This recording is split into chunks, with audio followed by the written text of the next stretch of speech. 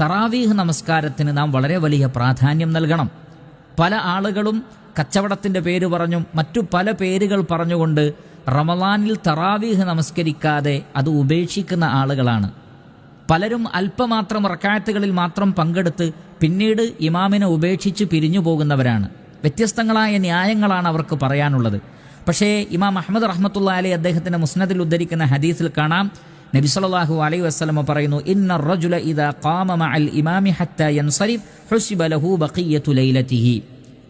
ഏതെങ്കിലും ഒരു വ്യക്തി ഒരു ഇമാമിൻ്റെ കൂടെ ഇമാം നമസ്കാരത്തിൽ നിന്ന് പിരിയുന്നതുവരെ, അഥവാ പൂർണ്ണമായും ഇമാമിനെ പിരിയാതെ 4 റക്അത്ത് കഴിഞ്ഞോ 8 റക്അത്ത് കഴിഞ്ഞോ ഇമാമിനെ പിരിയാതെ പൂർണ്ണമായും ഇമാമിൻ്റെ കൂടെ നമസ്കരിച്ചാൽ ആ രാത്രിയിലുള്ള മുഴുവൻ സമയവും നമസ്കരിച്ചതിൻ്റെ പ്രതിഫലം ആ വ്യക്തിക്ക് ലഭിക്കുന്നതാണ്.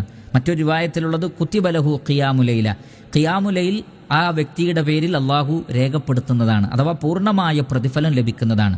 അതുകൊണ്ട് കച്ചവടക്കാരാകട്ടെ മറ്റ് ഏത് കാര്യമുള്ള ആളുകളാകട്ടെ, നമുക്കറിയാം ഇന്നത്തെ കാലത്ത് വളരെ കുറഞ്ഞ സമയമാണ് പള്ളികളിൽ ജമാഅത്തായി തറാവീഹ് നമസ്കാരം നിർവഹിക്കപ്പെടുന്നത്.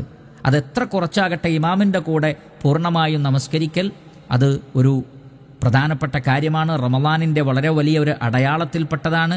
മുസ്ലിം ഉമ്മത്തിലെ ഈമാനികമായ ആവേശത്തിൻ്റെയും ചൈതന്യത്തിൻ്റെയും ഒക്കെ ഒരു വലിയ അടയാളമാണ് രാത്രി നമസ്കാരം, റമളാനിൽ തറാവീഹ് നമസ്കാരം.